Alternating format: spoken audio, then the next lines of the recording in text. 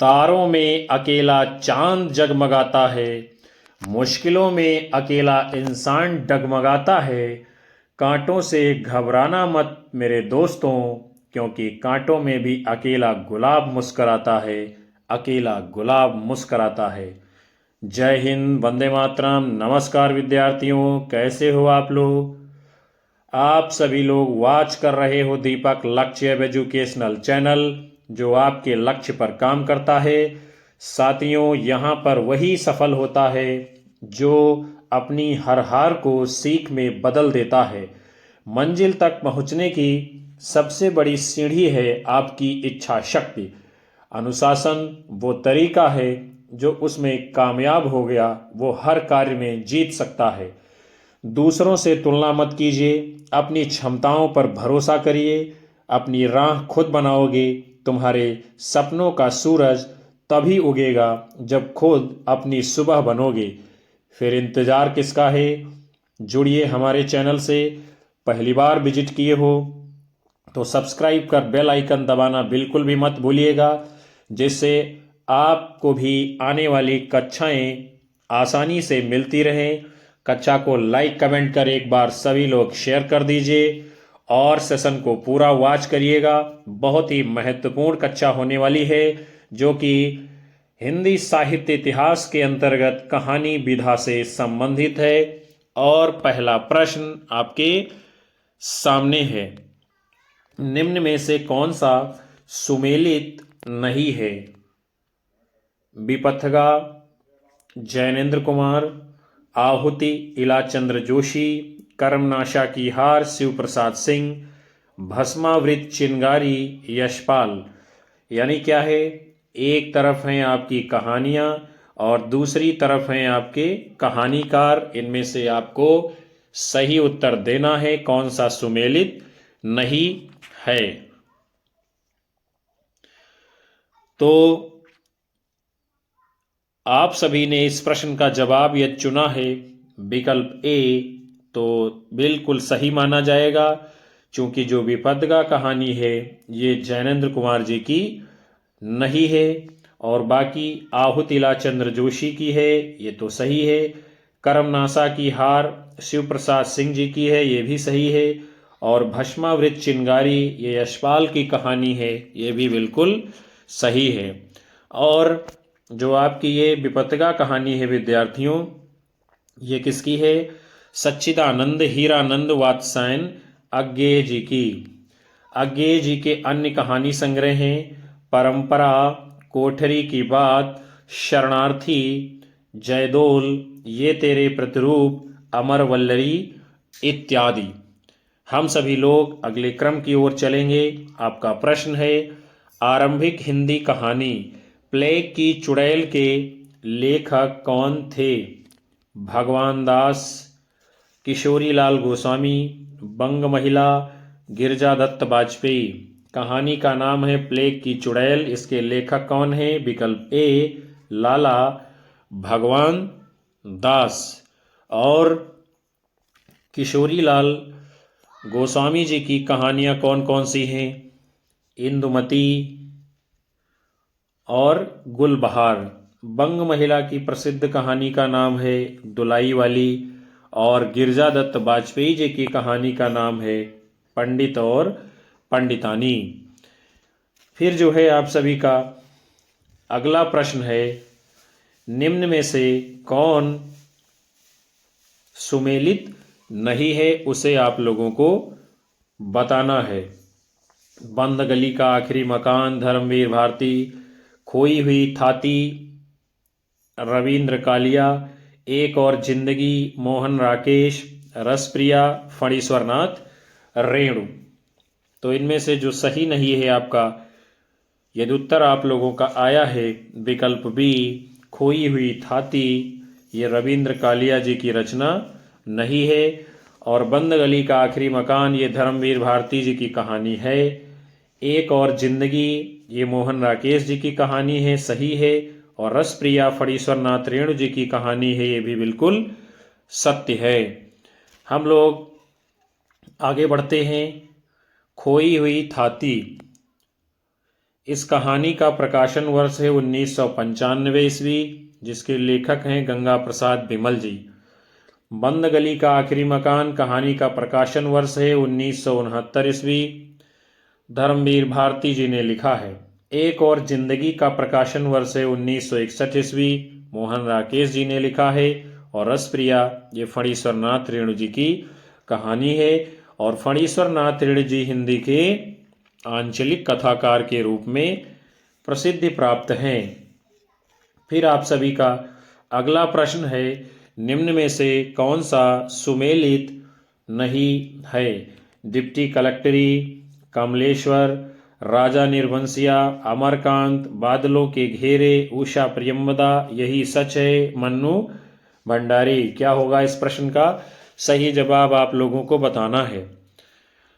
तो आप सभी का यदि उत्तर आ रहा है इस प्रश्न के लिए, यानी पूछा जा रहा है इसमें से कौन सा सुमेलित है, ये आपसे पूछा गया है।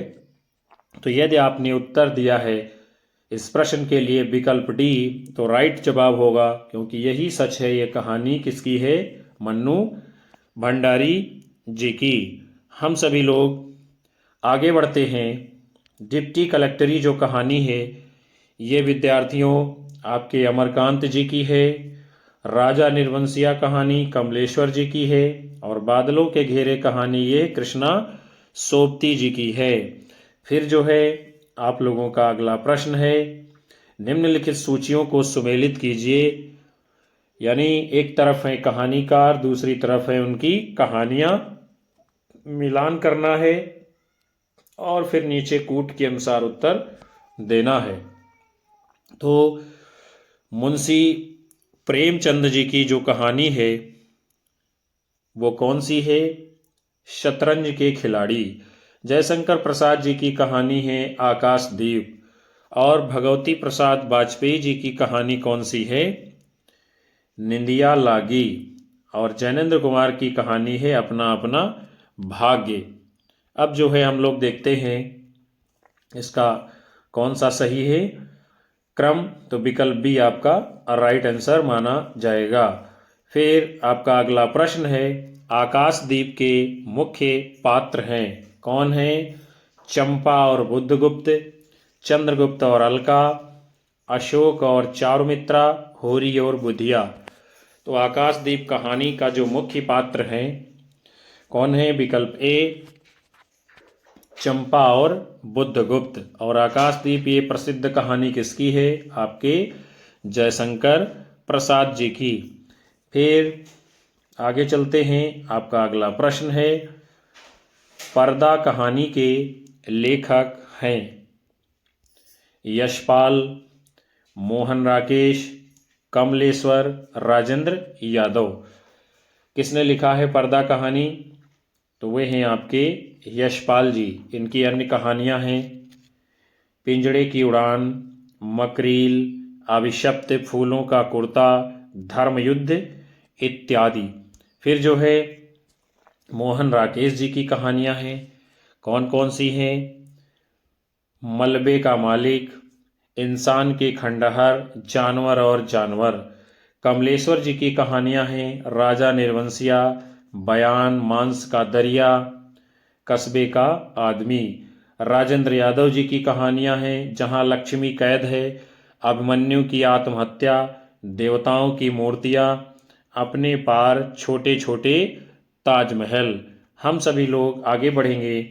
उसके बाद में आपका प्रश्न है, सोमा बुआ किस कहानी की मुख्य पात्र है? अकेली, मैकू, पंचलाइट, शरणदाता। किस कहानी की पात्र है सोमा बुआ? तो उस कहानी का नाम है विकल्प ए अकेली। फिर मैकू कहानी किसकी है? तो इसको लिखा है आपके मुंशी प्रेमचंद जी ने। इस कहानी का मुख्य पात्र है मैकू। पंचलाइट कहानी किसकी है? फणीश्वर नाथ रेणु जी की। इसका प्रमुख पात्र है गोधन।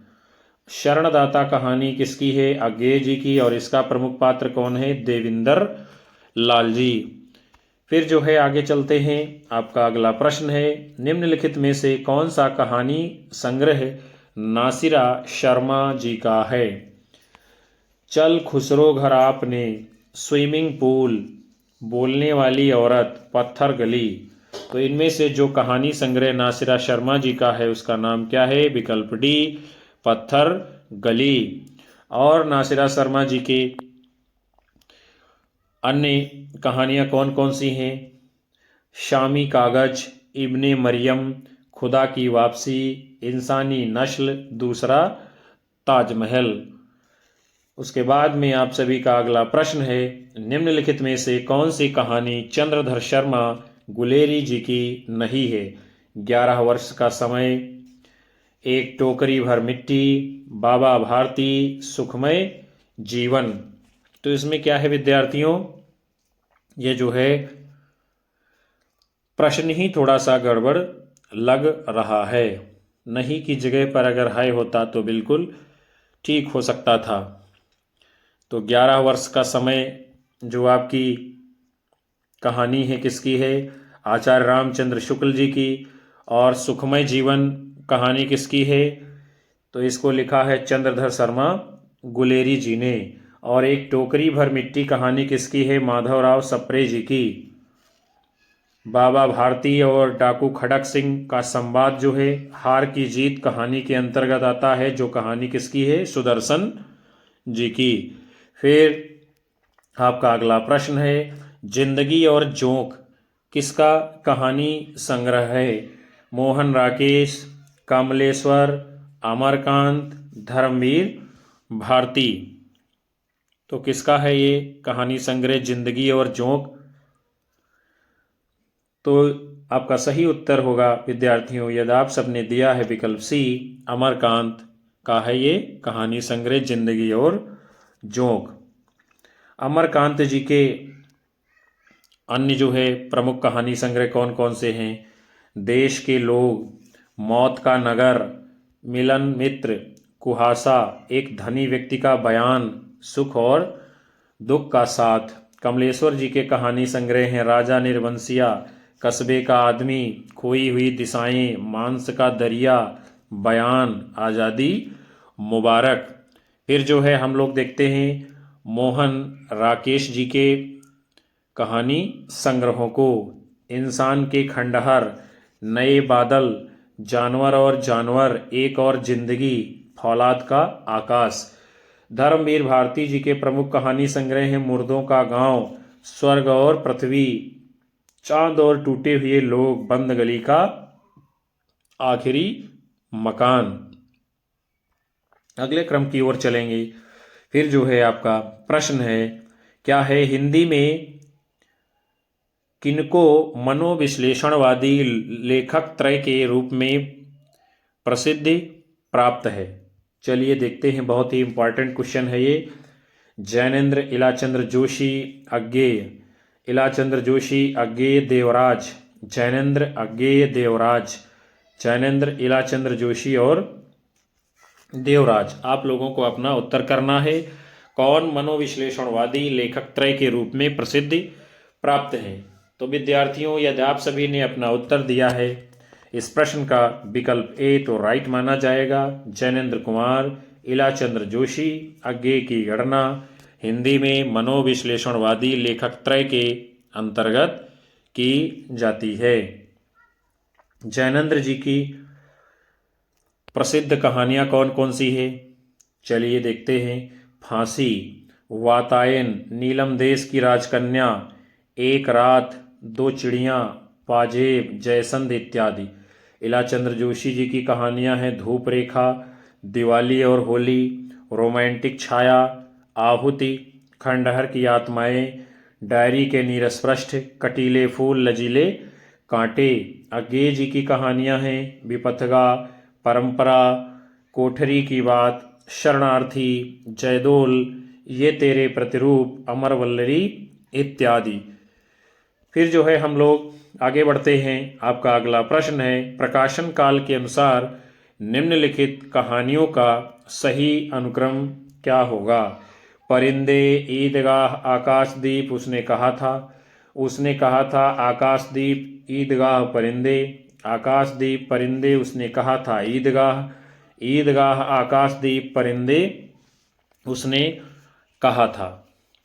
तो क्या होगा विद्यार्थियों, इनका जो है सही अनुक्रम आपका विकल्प बी, यानी पहले जो है उसने कहा था कहानी का प्रकाशन होता है, फिर जो है आकाशदीप कहानी का, उसके बाद में ईदगाह, फिर उसके बाद में परिंदे कहानी का प्रकाशन होता है।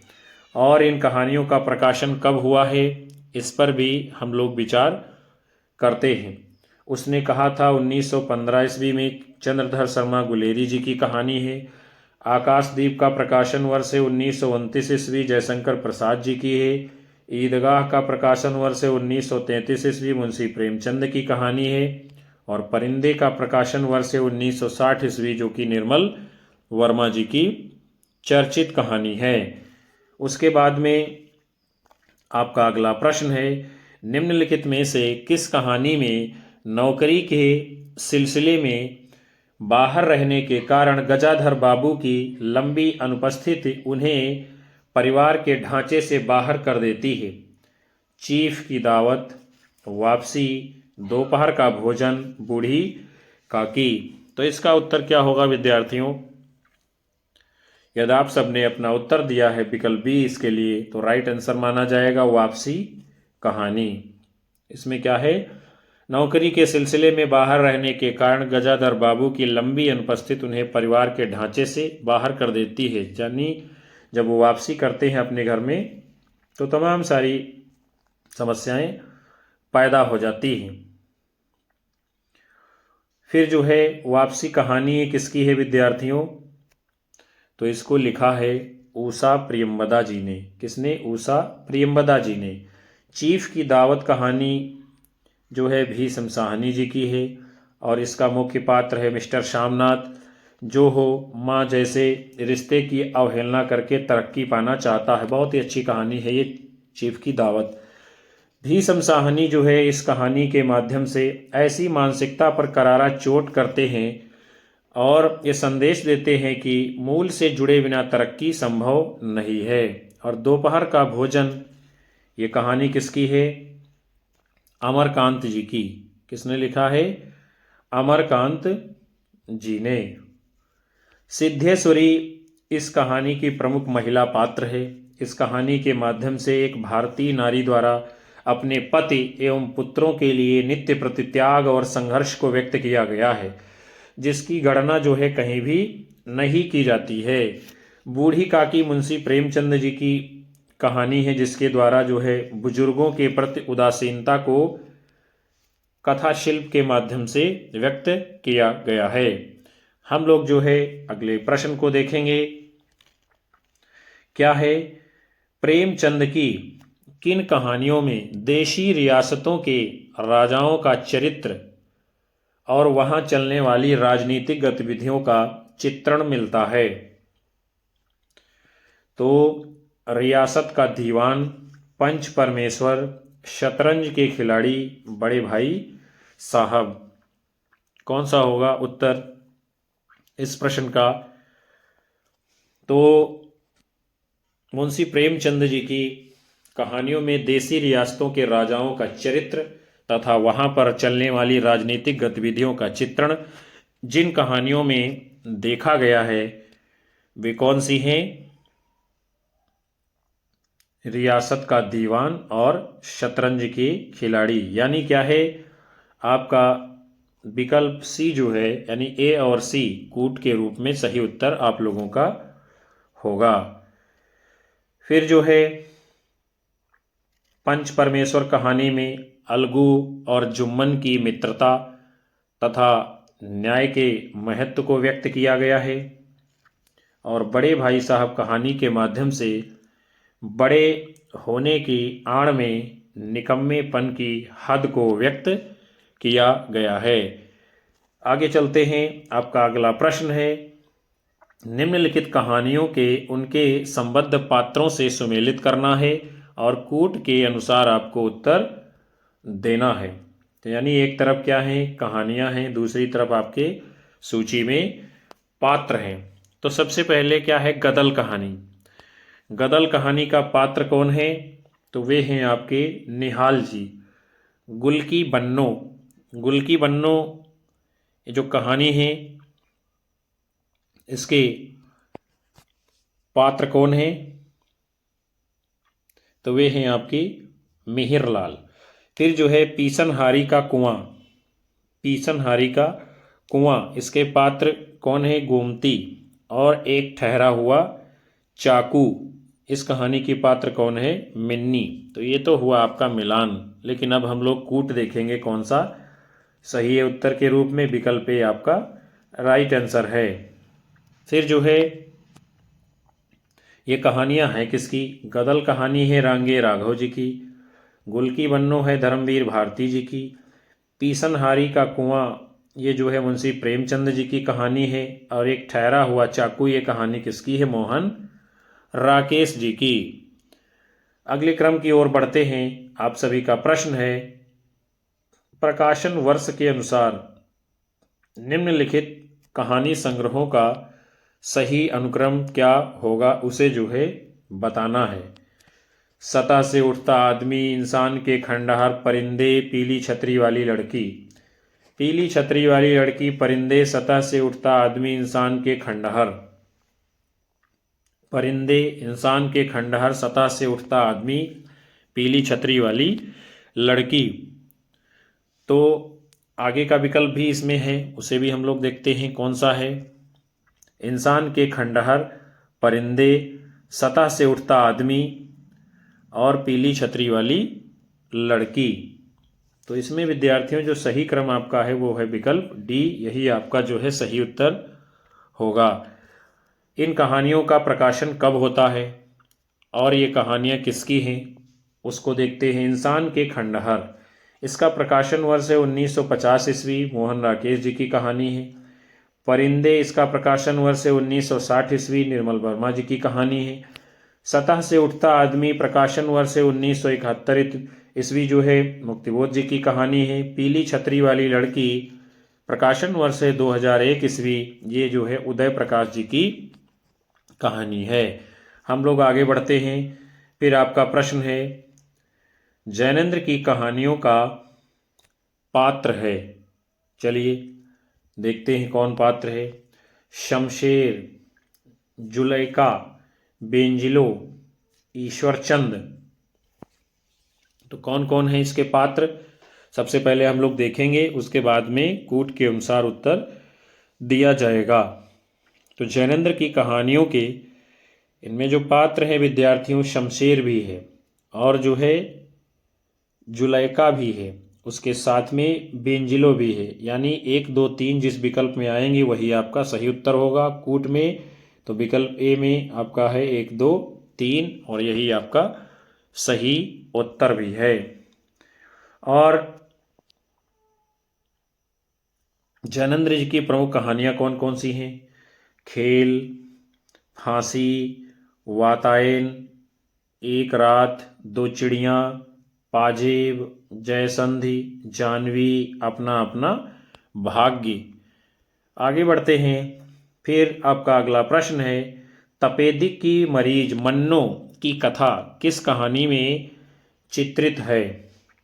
सुहागिने, बादलों के घेरे, जिंदगी और गुलाब, मैं हार गई। तो तपेदिक की जो मरीज है मन्नो, इसकी कथा जो है किस कहानी में है विद्यार्थियों? विकल्प बी, बादलों के घेरे। और उसके साथ में बादलों के घेरे ये जो कहानी है विद्यार्थियों, इसको किसने लिखा है? कृष्णा सोबती जी ने।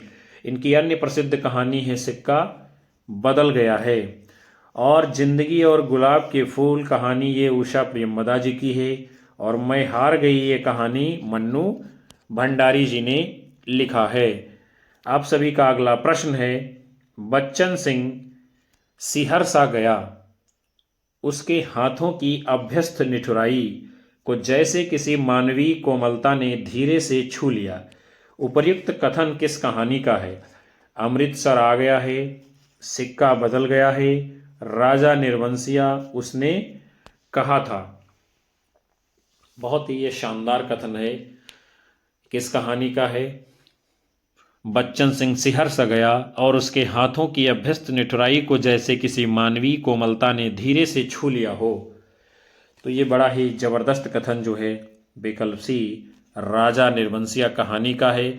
और बहुत ही अच्छी और शानदार कहानी है। मैंने तो पढ़ी है कई बार, आप लोगों को भी पढ़ना चाहिए। एकदम से जो है मन खुश हो जाएगा। तमाम सारी बातें इस कहानी में भी आपको सीखने को मिलेंगी। और जो राजा निर्वंशिया ये कहानी है, ये किसकी है? कमलेश्वर जी की, और ये कहानी संग्रह भी है। इसके साथ में कमलेश्वर जी की अन्य महत्वपूर्ण कहानियां हैं। कस्बे का आदमी 1958 ईस्वी, खोई हुई दिशाएं 1963 ईस्वी, मांस का दरिया 1966 ईस्वी, बयान 1973 ईस्वी, आज़ादी मुबारक 2002 ईस्वी, और राजा निर्वंशिया जो कहानी है इसका प्रकाशन वर्ष है 1957 ईस्वी।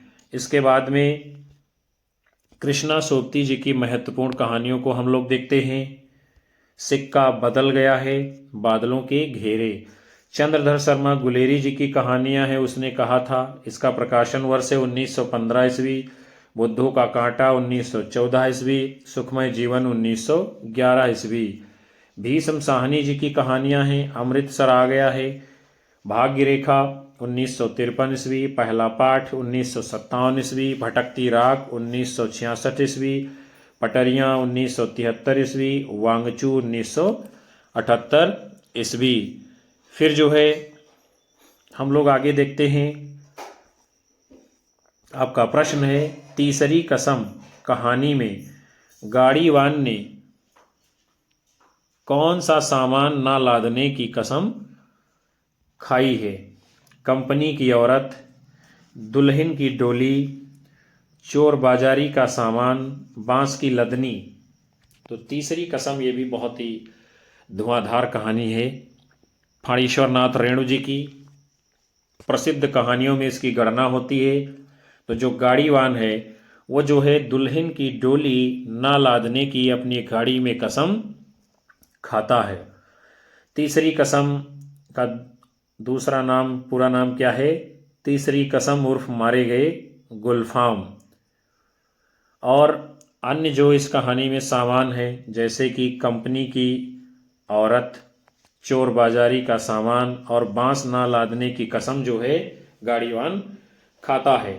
फणीश्वर नाथ रेणु जी की अन्य कहानियां हैं। ठुमरी 1959 ईस्वी, आदिम रात्रि की महक 1967 ईस्वी, अग्निखोर 1973 ईस्वी, एक श्रावणी दोपहर की धूप 1984 ईस्वी, अच्छे आदमी 1986 ईस्वी में प्रकाशित होती है। फिर आप सभी का अगला प्रश्न है, गैंग्रीन कहानी की मालती बचपन में कैसी लड़की थी? सरल और शांत लड़की, उद्दत और चंचल लड़की, पुस्तकें पढ़ने की शौकीन लड़की, चोरी से क्लास से भागने वाली लड़की। तो आप लोगों को अपना उत्तर देना है नीचे के कूट के विकल्पों के अनुसार। गैंग्रीन कहानी की जो मालती ये पात्र है वो किस प्रकार की लड़की है? विद्यार्थियों, उसे आप लोगों को बताना है। तो वो जो है उद्धत और चंचल लड़की है, उसके साथ में चोरी से क्लास में भागने वाली भी लड़की है। अर्थात जो बी और डी आपका सही होगा। कौन सा? विकल्प सी राइट आंसर माना जाएगा। फिर जो है ये जो गैंग्रीन कहानी विद्यार्थियों हो, ये किसकी है? इसको लिखा है आपके सच्चिदानंद हीरानंद वात्सायन अज्ञे जी ने। और अज्ञे जी जो है ये प्रयोगवाद के प्रमुख कवि हैं। प्रयोगवाद का कालखंड 1943 से 1951 ईस्वी माना गया है, जिसका उद्देश्य क्या था? तत्कालीन जो है पत्र पत्रिकाओं में 7 कवियों का संकलन करना था। और अज्ञे जी ने तार सप्तक की भूमिका में लिखा है कि प्रयोगवादी कवि किसी एक स्कूल के नहीं हैं, सभी कैसे हैं? राही हैं, और राही ही नहीं राहों के अन्वेषी हैं। इसके साथ में जो है अज्ञे जी की प्रमुख कहानियों को हम लोग देखते हैं। कौन कौन सी हैं इनकी प्रमुख कहानियाँ? गैंग्रीन, विपथगा 1937 ईस्वी, परंपरा 1940 ईस्वी, कोठरी की बात 1945 ईस्वी, शरणार्थी 1948 ईस्वी, जयदोल 1951 ईस्वी, ये तेरे प्रतिरूप 1961 ईस्वी, अमर वल्लरी 1945 ईस्वी में प्रकाशित कहानी है। उसके बाद में फिर आपका अगला प्रश्न है, क्या है? निम्नलिखित में से कौन कौन सी रचनाएं भारतीय प्रशासन व्यवस्था पर सटीक व्यंग करती हैं? भोला राम का जीव, सिक्का बदल गया है, जामुन का पेड़, पिता। और विकल्प हैं आपके ए और C, A B C, B C D, A C D. आप लोगों को जो है इन्हीं विकल्पों में से उत्तर चयनित करना है, यानी कौन सी ऐसी कहानियां हैं इनमें से जो भारतीय प्रशासन व्यवस्था के ऊपर सटीक व्यंग करती हैं। तो सबसे पहले तो जो है कहानी है भोला राम का जीव, और दूसरी कहानी का नाम है, क्या है नाम उसका? जामुन का पेड़।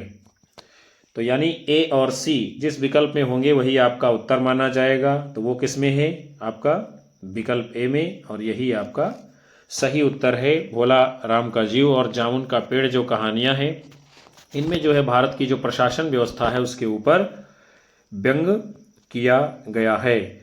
और भोला राम का जीव ये कहानी किसकी है? हरिशंकर परसाई जी की, बहुत ही शानदार कहानी। जामुन का पेड़ कहानी किसकी है? कृष्ण चंद्र जी की। और सिक्का बदल गया है, कृष्णा सोबती जी की कहानी है, और पिता ज्ञान रंजन जी की कहानी है। हरिशंकर परसाई जी के जो है व्यंगात्मक निबंधों को भी देखते हैं, बहुत ही अच्छे निबंध लिखने का भी काम किया है। पगडंडियों का जमाना 1966 ईस्वी, जैसे उनके दिन फिरे 1963 ईस्वी, सदाचार का तावीज 1967 ईस्वी, विकलांग श्रद्धा का दौर 1980 ईस्वी, भूत के पांव पीछे 1982 ईस्वी, सुनो भाई साधो 1983 ईस्वी, तुलसीदास चंदन घिसे 1986 ईस्वी। फिर जो है कृष्णचंद्र जी के उपन्यास हैं, एक गधे की आत्मकथा, एक गधा नेफा में, सपनों का कैदी, मिट्टी के सनम, रेत का महल, कागज की नाव। ये कृष्णचंद्र भी बहुत ही शानदार लेखक हैं हिंदी के। फिर आपका अगला प्रश्न है, कहानी इतिवृत्त ही तो है, यानी क्या है? उसमें स्थित से स्थित्यंतर अर्थात जीवन गति होनी चाहिए, काल का कुछ स्पंदन, कुछ तनाव अनुभव हो, वही तो कहानी का रस है। उपर्युक्त विचार किसके हैं? जैनेन्द्र कुमार, राजेंद्र यादव, यशपाल, इलाचंद्र जोशी। तो किसका कथन है विद्यार्थियों? ये कहानी के विषय में यदि आपने अपना उत्तर दिया है विकल्प ए जैनेन्द्र कुमार, तो सही माना जाएगा। जैनेन्द्र कुमार जी लिखते हैं, कहानी इतिवृत्त ही तो है, यानी उसमें स्थित से स्थित्यंतर अर्थात जीवन गत होनी चाहिए, काल का कुछ स्पंदन, कुछ तनाव अनुभव हो, वही तो कहानी का रस है। आगे देखते हैं जैनेन्द्र कुमार जी की जो है प्रमुख कहानियां कौन कौन सी हैं। फांसी, वातायन, दो चिड़ियाँ, पाजेब। और जैनेन्द्र कुमार जी मनोविश्लेषणवादी कथाकार हैं हिंदी के। राजेंद्र यादव की कहानियां हैं देवताओं की मूर्तियां, खेल खिलौने, जहां लक्ष्मी कैद है, अभिमन्यु की आत्महत्या, छोटे छोटे ताजमहल। फिर जो है उसके बाद में यशपाल जी की कहानियां हैं, कौन कौन सी हैं? पिंजरे की उड़ान, ज्ञानदान, अभिशप्त, तर्क का तूफान, वो दुनिया, फूलों का कुर्ता इत्यादि। इलाचंद्र जोशी जी की कहानियां हैं धूप रेखा, दिवाली और होली, आहुति, खंडहर की आत्माएं। हम लोग जो है आगे बढ़ेंगे। फिर आपका प्रश्न है विद्यार्थियों, चंद्रधर शर्मा गुलेरी जी ने कुल 3 कहानियां लिखी हैं, वे हैं, यानी कौन कौन सी हैं? शतरंज के खिलाड़ी, बुद्धू का कांटा, बड़े घर की बेटी, नमक का दरोगा, बूढ़ी काकी और कफन, सुखमय जीवन, बुद्धू का कांटा, उसने कहा था प्रतिध्वनि और सुखमय जीवन। कौन सा विकल्प ऐसा है जिसमें तीनों कहानियां जो है चंद्रधर शर्मा गुलेरी जी की है? तो आप सभी ने इस प्रश्न का उत्तर ये दिया है विकल्प सी, तो राइट माना जाएगा। सुखमय जीवन, बुद्धू का कांटा, उसने कहा था, ये तीनों कहानियां चंद्रधर शर्मा गुलेरी जी की हैं और उन्होंने कुल 3 ही कहानियां लिखी थी। इन्हीं 3 कहानियों से वे हिंदी कहानी जगत में अमर हो जाते हैं। सुखमय जीवन इनकी जो कहानी है इसका प्रकाशन वर्ष है 1911 ईस्वी।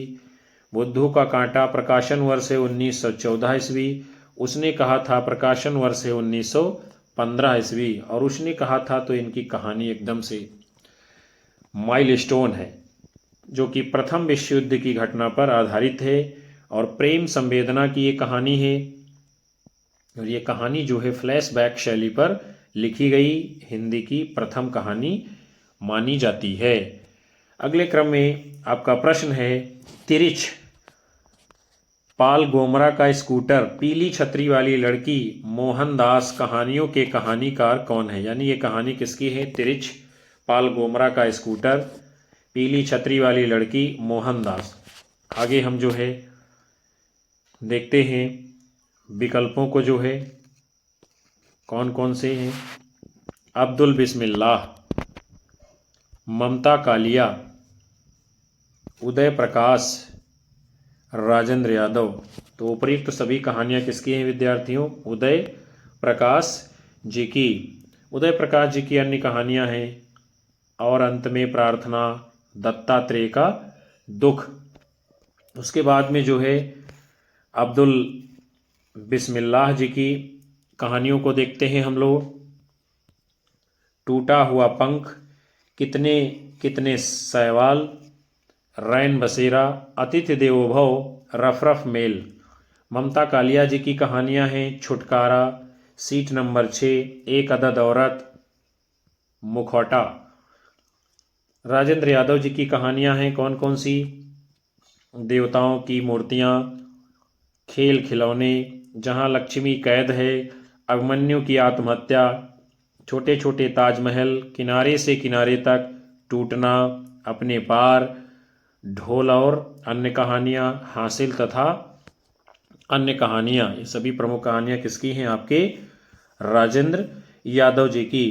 तो विद्यार्थियों, आज के इस महत्वपूर्ण सेशन को हम यहीं पर समाप्त करेंगे, जिसमें आप सभी ने हिंदी कहानी विधा से जुड़े हुए तमाम सारे महत्वपूर्ण प्रश्नों को देखा है।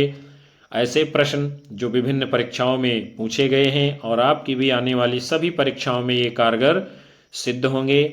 सेशन को लाइक करिए, कमेंट करिए और ज़्यादा से ज़्यादा अपने साथी मित्रों में शेयर कीजिए। यही हमारे लिए ऊर्जा का काम करता है और हम आपको लगातार कक्षाएं दे पाते हैं। साथ ही अपने साथी मित्रों को हमारे चैनल से अवश्य जोड़ते रहिएगा। मिलेंगे आप सभी को फिर से एक नई कक्षा में। तब तक के लिए नमस्कार, जय हिंद, वंदे मातरम, बाय बाय, शुभ रात्रि विद्यार्थियों।